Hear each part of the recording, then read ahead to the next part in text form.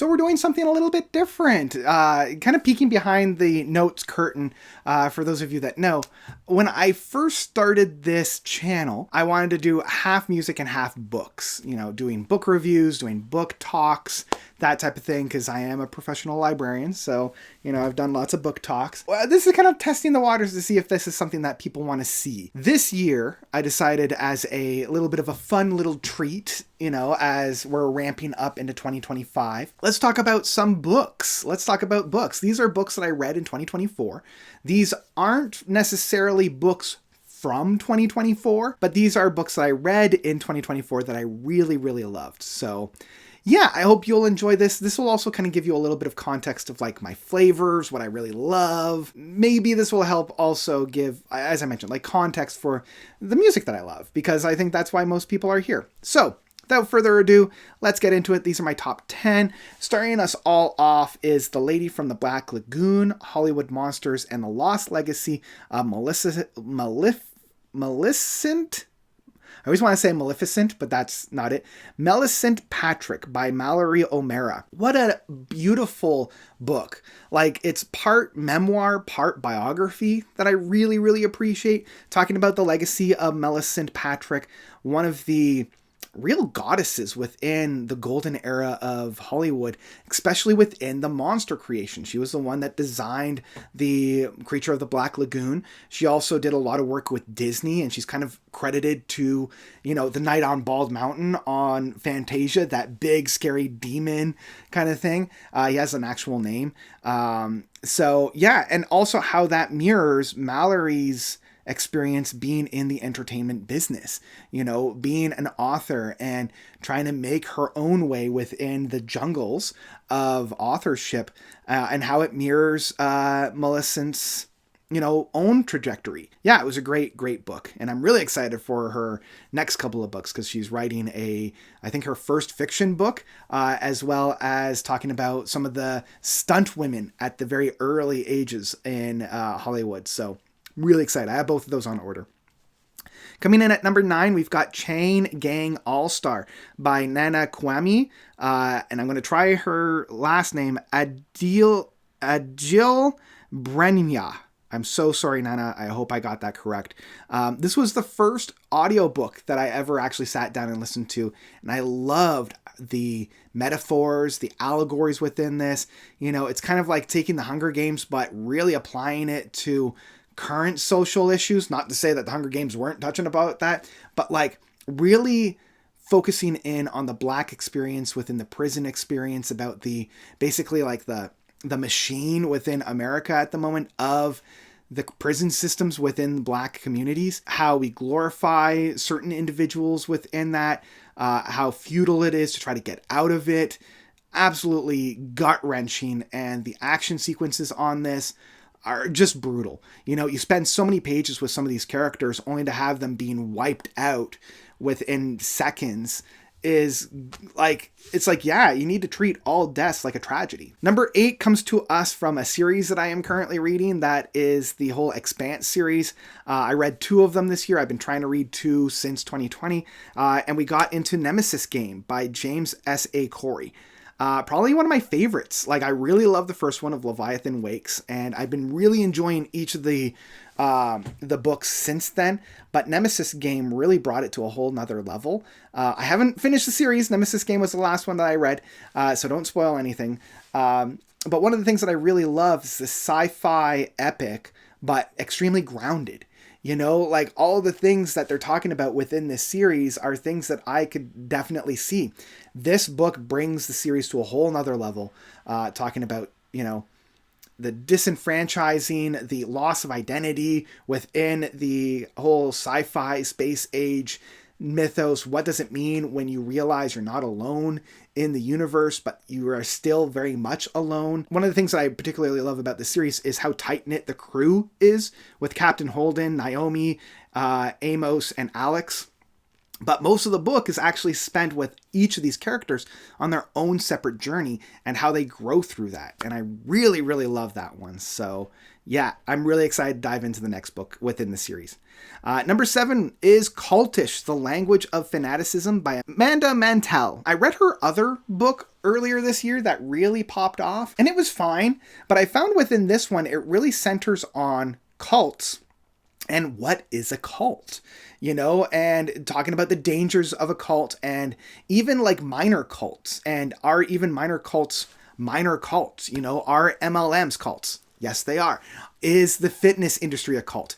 Yes, it is. Are they dangerous? Yes, they are. And this book really dives deep into not only a top-down level of like how they're made, why they're structured the way they are, how are they successful at convincing people to join, but also from a bottom up of what is it within ourselves that makes us susceptible to cult-like mentalities. It really made me re-examine cults because, I'm fascinated about cults. And Amanda's writing style and her prose are just fantastic. All right, coming on to number 6, we have Lucy Undying by Kirsten White. I read a lot of vampire books this Halloween season. Leading up to the Halloween season, I got some pretty terrible news in terms of my personal life, and I'm still kind of recovering a little bit from that. 2025 will be very interesting.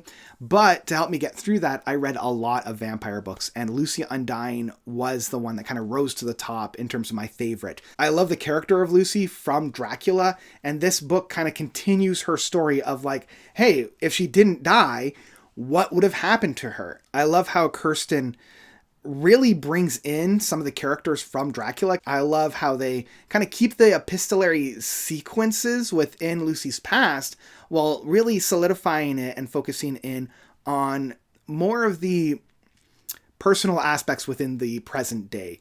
And I really liked it. I love, a good vampire story, and this one did a really great job of that. Number 5 comes to us with Hey Hun, Sales, Sisterhood, Supremacy, and Other Lies Behind Multi-Level Marketing by Emily Lynn Paulson. Another book that's, kind of cultish in its own sense, but this one looking specifically at MLMs. During lockdown, I actually got approached by a couple friends trying to get me to join MLMs.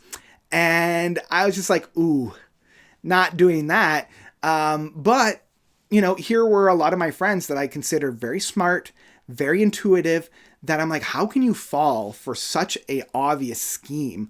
And Hey Hun really took a deep dive into what attracts people to MLMs, the structures of them from somebody that was legitimately making money from MLMs. She joined an MLM, rose really quickly in the ranks, and then saw how she herself was destroying people's lives within that system, and how really the only people making money were the people that were above her. She was making money, but no more so than an actual 9-to-5 job. So yeah, the whole lies of the MLMs, how just predatory they are and how toxic and dangerous they are. This book really takes a critical look at that and shows you it's worse than you think. So I had a really great time with that. All right, coming into the top 4, coming into one of my favorite styles of books, we're going into Delila Green Doesn't Care by Ashley Heron Blake. Love a good sapphic romance. Sometimes I like them steamy. Sometimes I like them wholesome. I love a good queer romance as well. And this one really took the cake for me. I think I read 3 or 4 different romances this year, and this was the one that I really loved. I love the characters. It's tropey as hell. There's definitely the whole, they all go off into a camping thing, and there's only one bed, and oh no, these 2 will they, won't they characters have to share the bed. There's a little bit of the miscommunication trope in there as well, but man, it's just handled so delightfully that I couldn't help but love. I love both the characters. I love all the tertiary characters as well. After I read this one, I then bought the other 2 books within this season or series that tackles, the love affairs of the tertiary characters. This was a great one. Really loved it. And it's just, sometimes you just need a good, I call it popcorn book. It's just a popcorn book. It's not as deep, you're not tackling the big mysteries of the world. Sometimes you just want to see 2 horny people get at it. Number 3 comes to us with Letters to the Luminous Deep by Sylvie Cathrall. What a great epistolary novel. You know, I love deep sea exploration. I usually read 1 or 2 nonfiction books specifically about deep sea exploration. Anything like Below the Midnight Zone for me. And Letters to the Luminous Deep is a sci-fi, literary, really fun time. Sure, the voices feel very similar because really it's just these 2 characters writing letters to one another, and if you don't have the to or the from, it could get muddled on who's speaking because, you know, this is a debut novel, and, you know, the author is still kind of finding her voice and finding the voice of her characters. What really pisses me off, though, is that it ends with a to be continued, and I didn't know that going on, like, coming in, and I was hoping for a really interesting, like, finale of this, and because I was reading it on an ebook and it still said that I had so many pages left, like almost 100 pages, a lot of that was just, hey, if you like this, here's a couple chapters of this other book, and here's a couple chapters of this other book, and I'm like, ugh, I want to know what's going on with these characters. So immediately, a lot of fun. Really, really enjoyed myself with this one. Love the world building on this. You know, it's very Ether Sea from the Adventure Zone, like colonies under the water, and the ice caps have melted, so there's only like little pockets of actual dry land that people have clung to. Brilliant. Absolutely brilliant. Loved it. Number 2 comes to us from a very independent book. For Christmas last year, my wife got me one of my favorite Christmas gifts of all time. My favorite bookstore in Toronto called Little Ghosts, specifically horror. It's on Dundas Street Dundas Street West, rather. If you're in Toronto or you're in the GTA area, please go and check them out and support them. They're a fantastic, fantastic bookstore. I've worn their t-shirts on my videos before. So she got me a subscription box to their store. So every month I was given 2 books, couple bookmarks, couple stickers, and it was just a great time. And this book was one of those books that came to me. It was Eden Hollow by Tim McGregor. It's, how do I even describe this book? It's a book of this woman who lives on an island, very small community. Think of like Midnight Mass, you know, very small community, maybe only like 12 families or so.